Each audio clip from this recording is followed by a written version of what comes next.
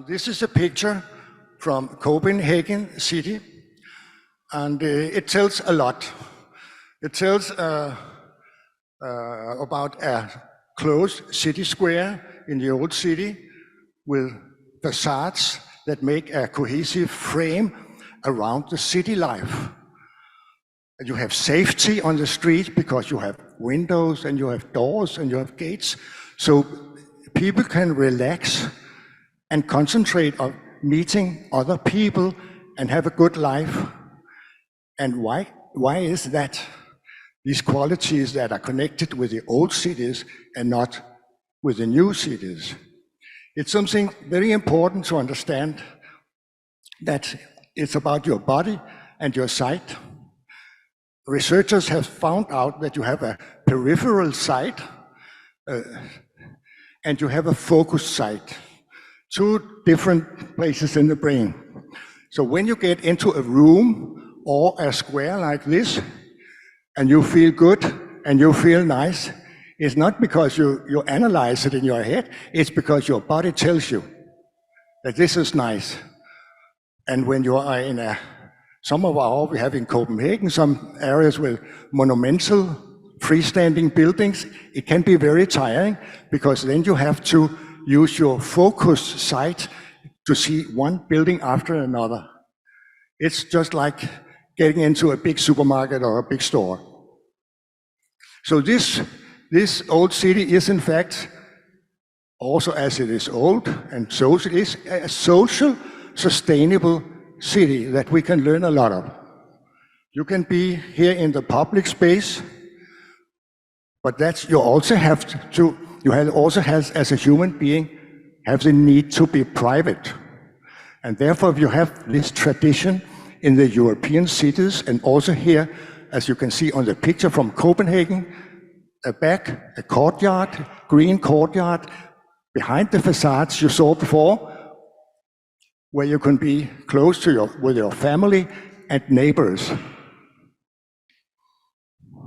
That's a tradition that was in most of the European cities up to the 1920s. And here you have a good example from Copenhagen from middle of the 1920s, with this planned urban blocks with green squares for being green urban courtyards for the residents and streets and squares. Here you see 3 pictures of big known cities, and here you can see this structure that I just told you about. You can see from Prague to Zurich to Helsinki that in the center you have the old city core, and around you have the urban blocks developed from the 1900, 1910, 1920s. Many good things happened. Just outside these maps sections, what happened then? Then you are getting out in areas after the World War II, from the 1940s, 50s, and so on, up to modern times, where you have freestanding buildings and high-rise and no quality urban space. So what should we do? And what should you do in Ukraine? I have in my books are about what to do about this, because should we go back and build like 100 years ago? No, I don't think that's possible, and you wouldn't want that.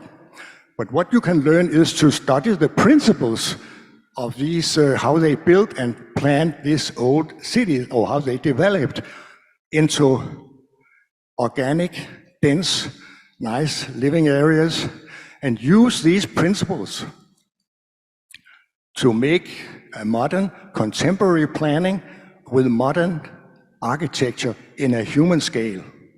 That's what my books are about, and that's what the next pictures will show. In my first book is operating with 10 different themes of urban transformation, because urban transformation, a lot of things is happening in our cities. So I had a need for myself to analyze what happened and divide it in 10 different themes, and then put focus on what to do in our practice in the future to make it better. So the first theme is one of the most important ones. It's about the existing fabric, the existing buildings. What do we have? It's called renewing dense urban areas. And also relevant here in Ukraine, and it's about preserving existing values. So here in Ukraine, it's just from a wide spectrum from Lviv, protecting facades and natural and building heritage here in Lviv, to looking at Mariupol, the building damages when time comes, and look at what can we preserve and what is going to be new. So that's all about respecting these qualities or these values. Here you have an example from Berlin after the World War II, heavily bombed. Here from the Berlin Mitte, Schonenviertel, where there was a reconstruction made where they managed to import modern sports facilities into the urban structure, and they managed to preserve the street pictures. No high buildings, they kept the character of the area. Also the existing buildings, they needed to be improved different ways. To the right you see an old building that's become some modern balconies and terraces, and the picture up to the left, you see new infill buildings fitted into the old architecture and street picture. Here an example from Barcelona, the big blocks they have in Barcelona that were filled up during the industrialism with a lot of industries, small industries in the backyards. Now they made a big program for 20, 30 years ago to improve the conditions and remove these small factories and make an institution. And you see the chimney is there still, because it is important to keep the remembrance of the past. So they kept the chimney to remember that, okay, we have a past. There was another situation when my grandfather lived. Another theme in my book is also relevant, unfortunately, around reconstruction urban areas, where I have just a few examples from Berlin. I know there'll be other sessions coming closer to Berlin, but here is a picture from Berlin, and here is one of the areas heavily bombed in Berlin after World War II, was the area north of the main railway station. No buildings, and left, just one that survived the bombs. Not very beautiful buildings, but the city decided that it's important to keep this building as a remembrance. And what they did was making a master plan for this Euro city, they call it, where you see, I know you can see it, but in the middle of the picture, you see that same old building surrounded by new urban blocks. Another example is from Hamburg, also heavily bombed. In the first years after the war, they were very quick with modernism, high buildings here and there. But at the year 2000, they got a new city architect, and he said, stop, we have to go back to the Gründerzeit, about 1900, and build in the streets and the urban blocks. And so this is an example from something called Katharinenkvarter, near the harbor area, where they have made some very nice buildings in a human scale. Transforming areas, it's about old industrial areas or other areas transformed into new purposes. Also, this area is a good example where we are now, because of these buildings are transformed in a very fascinating way. So this is another theme. Here's an example from Zurich, Turbinenplatz, where they had for an area for building ships and heavy industry. They said, okay, we have to make this as a new kind of area with housing, institutions, hotels, and even restaurants. It's a nice Italian restaurant, besides with heavy industry still at work. From another example from Hamburg, from an area called Falkenried, they had an old factory for making cars and trucks. It had to go, so they wanted to transform it into a new area. And of course, they wanted to keep some of the old buildings, so they couldn't make this perfect urban block city. You don't have to do that everywhere, but here they found it important to place the new buildings in connection with old buildings, so you have nice new passages through the road with cafes and focal points in a human scale in a nice dimensions. Here you have a few pictures from this area in Hamburg, and to the right you can see the character of a mix of new and old. Another very relevant theme in many countries, also in my country, in Denmark, is modernizing, densifying modernist urban areas. I think you know what it is. We have some examples from Stockholm. This picture shows the Stockholm region that has in Stockholm a lot of satellite towns with a lot of single point buildings, freestanding buildings made in the 1960s. And in Stockholm, 20 years ago, they decided stop for that. They want to densify. They wanted to use no more agricultural land for building. They wanted to make higher quality and higher density in the existing areas. And these are the ones. And here's just a picture of one area from how they look, with no real streets, only buildings. And in the future, here is a recent project. They have made some new buildings. They are placed closer to the road, so you have safety and eyes on the streets. And by the time, they can make a totally new quality in these areas. Transforming buildings, yeah, I don't have to say so much about that. We have here an example of that. What you see on the picture is also from this Turbinenplatz area in Zurich. Here is an example from Copenhagen Harbor, where an old silo, I think it was for soybeans, was no more in use, is converted into housing in a way so that you still can see what the meaning with original building was meant as a silo, and you have kept, in a way, the history of the building. At the same time, you have made nice modern apartments. Another example from east of London, where an old warehouse has been converted into university functions, education. Also here, you preserve the history. Now it's a theme that's a little special, but you know it. It's about, I've called it establishing linear city space. It's about now I'm mostly talking about the bigger cities have been fragmented.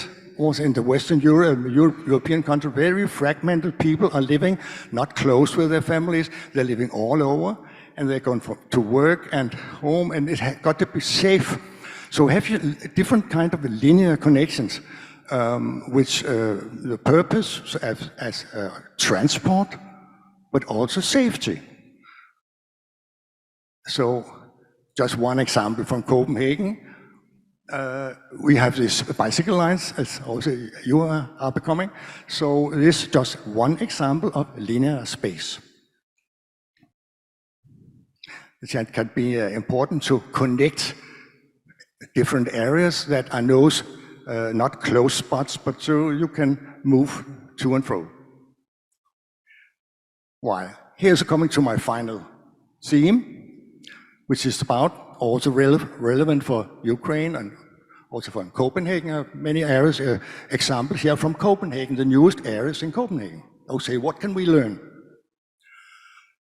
Here is an area from the South Harbor in Copenhagen called Sluseholm, where we, with inspiration from Dutch architect, have made what you could call an urban block city on the water. It's very popular and rather big, and there's no high-rises, but instead there are pretty high buildings, but they have green courtyards for the residents.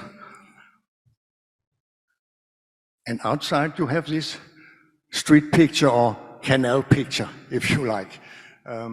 And you see the building variations, but the same height.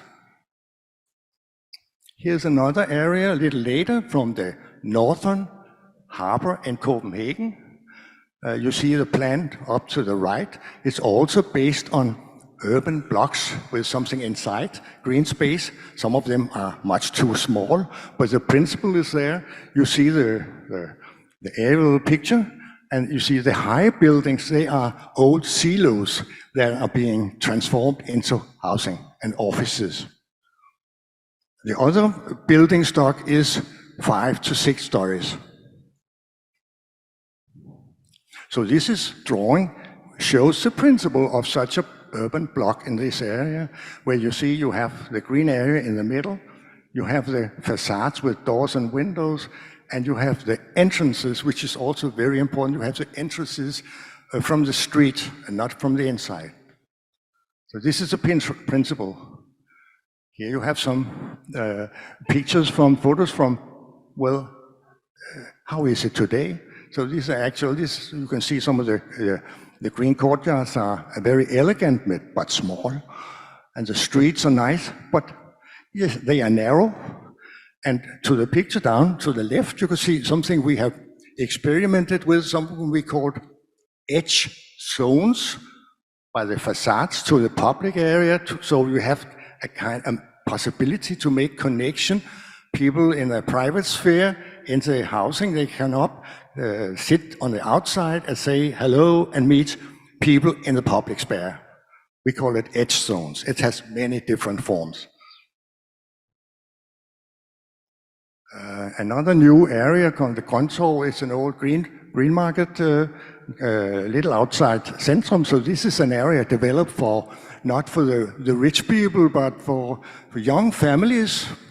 Everybody, very good mixed area, both there's social housing, there's private housing, and all of this what we call andels housing, which is a form that's between the social housing and the private housing.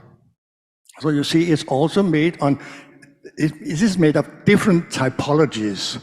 You will see there's row houses, there are 4 high-rise, and basically they're urban blocks. And if we go down into one of these, here you see the structure of the area up to the right. And to the upper left, you see an impression from the public area, urban square. And down to the right, the remains of the old green market that has been kept as a big green square in the middle. Here you have a little closer, one of the very fine urban blocks where you can see there's a quite spacious, quite big green area for the people. You have parking underneath, under the green area. You can see where you go down your car and you can go into there's public access from the public street into this area. And again, you have another example down to the right, as in how they made this edge zone where they can say, it's very quiet road, but they can sit out there on the other side when they don't want to be into their private, into the courtyard. Now I will end up with a project, a sketching for a new area from a proposal from my side, because I think it's we still have problems in Copenhagen also with these typologies, mixing different typologies, high-rise blocks and urban square, urban blocks and long blocks. So therefore, it's important. This is not rocket science, but it's important to me to say that you don't need to build high to have a high density. This picture shows 3 areas, the same size. It's the same amount of dwellings. And then it shows that with a high rise, you have situations like that, no private areas. And to the other end, you have urban blocks with a lot of entrances that makes life and safety. And what's really important here is that the height, we are talking about the same number of people, same number of apartments. The height is 20 stories for the high rise, and it's 5 stories for the urban block, where you all at the same time become streets and private courtyards. So that's for me. I know that in reality, in existing areas, things are more complicated. There's a big money, economic interest in suddenly to make a high rise. But this is when you make a new area, I think it's important to say urban block is the way to do it. Here I have made, because we are going to have a new area in Copenhagen. It's a new island, artificial island is being made in Copenhagen, and it's going to be realized in many years. So I thought to have a discussion. I made this project of see how could we make a structure plan based on urban blocks with a high density, and bringing some of the qualities that we have in our existing areas from around 1900s in Copenhagen.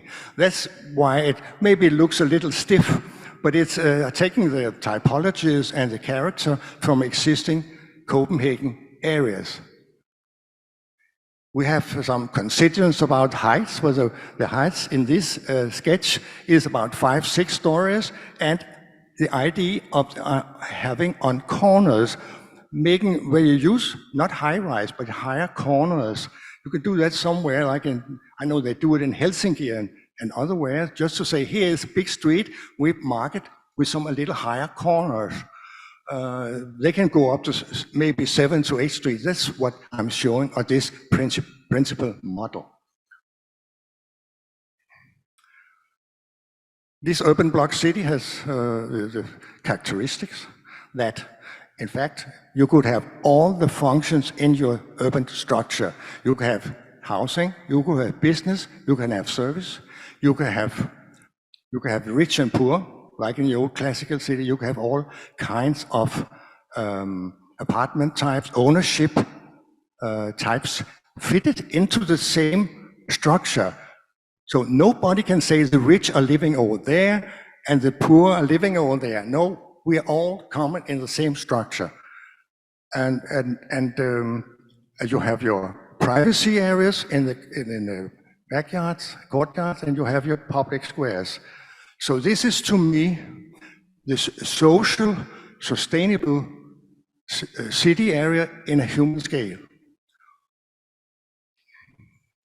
And I know there's a lot of experience from, I thought maybe not come through with these ideas in Copenhagen, time will show, but I think there are some people behind this area, this new island, they have ideas like this, to make a break with a tendency of making this mix with high-rise everywhere, and to go back to some old qualities. Also because this area is very exposed, it's from the seaside. When you see Copenhagen from the outside, you're going to see this area. So the last thing is to say, when you are in Ukraine, you look at the experience from other cities in Europe, be critical. Thank you for listening.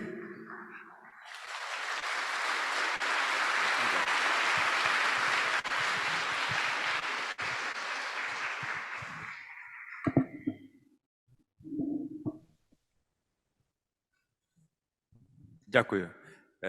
Дякую. Thank you very much. Thank you, Karsten. I don't really want to let go of these books. Dom publishes from Berlin and Roskvit Publishing House, fantastic books. I'm certain that if you have some questions to Karsten, you can also find the answers in these books. But if you are the first one to raise your hand, you will get to articulate your question. This gentleman in the third row. I have the following question. We have the following example of high-rise construction. And usually when there are high-rise buildings, there are some green spaces as well. But sometimes in Ukraine, green zones are neglected just to increase profits for private developers. So what did you do to make sure that developers comply with the green space requirements and create sufficient green spaces for citizens?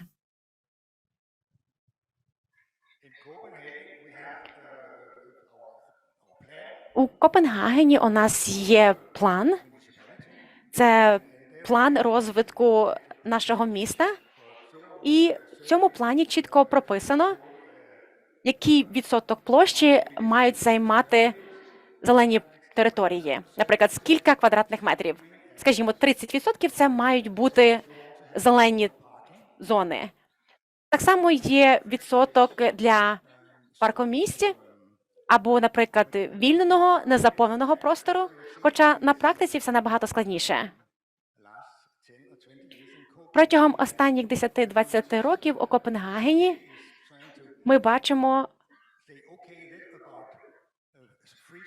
що місто і політики говорять про те, що ось цей вільний незаповнений простір – це, наприклад, місце на даху.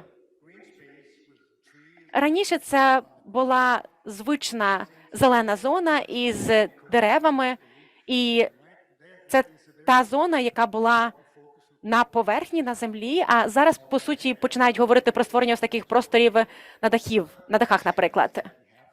І є ще одна трудність, з якою ми стикаємося в Копенгагені та інших містах. Це створення зелених двориків. І дуже важливо, щоб ці дворики не були занадто малими. Це також дуже важливий аспект. Thanks a lot. I think we can move to the next speaker.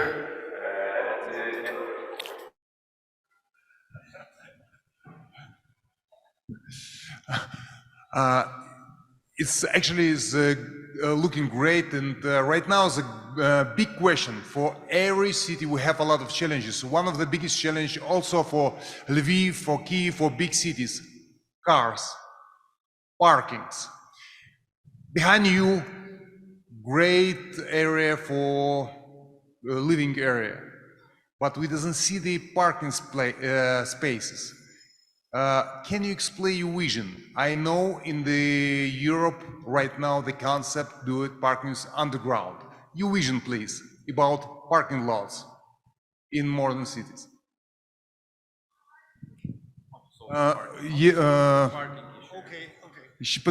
Питання автівок на сьогоднішній день дуже важливе. The issue of cars nowadays is extremely relevant, especially to large cities. So I'm just wondering how this issue is sorted out in European cities, because we have multiple proposals circulating around with regard to parking area. So I would like to hear the opinion of our distinguished colleague from Europe. So how do we resolve this problem of cars and parkings? Good question. In Copenhagen, there's a different practices. The parking in the basement, as I showed you in the example, that is many examples. It's a first choice. It's a good thing because then the cars are near to you, they're protected, and they are away from the ground. But of course, it's expensive, but this is a principle you should try to obtain. But it's expensive, and in Copenhagen, some of the areas, they have a tradition now in the harbor areas and also other areas to build parking houses, because that is cheaper. So it's a building in 5, 6, 7, 8 floors where you park your cars, and then you try to make some nice facades. But to me, it's something in a new city area. It's like dead building. I mean, if you want a city life with nice buildings and neighbors, it's also not so nice to have these parking houses. And then there's a whole question of car policy about where should you drive and where should you not drive. That's not part of your question, so we have a struggle also in. Now I'm getting on my personal views. We have a big problem in Copenhagen because everybody's talking about, many of the politicians are talking about getting the cars out of the old historical center and also wider areas, getting the cars out. And many of the people who live there, they are frustrated because they use an hour each evening to find a parking place. And the number of cars in Copenhagen right now is going up. The number of bicycles, people are using bicycle in the traffic is going a little bit down. So we have some things that have to be solved. So I don't have quite the answer, but I think personally I like these areas, also the old areas that you have the possibility to come with a car. It gives also in the evening a kind of safety. And what we see in the central of Copenhagen is it's been where people are trying to get it it's very difficult for cars to get there. It's going parallel to the touristification. So you have a lot of bars and a lot of noise and everything, and the cars are getting out, so people can sitting outside in the night and so on. All these conflicts we have. It's quite a big issue.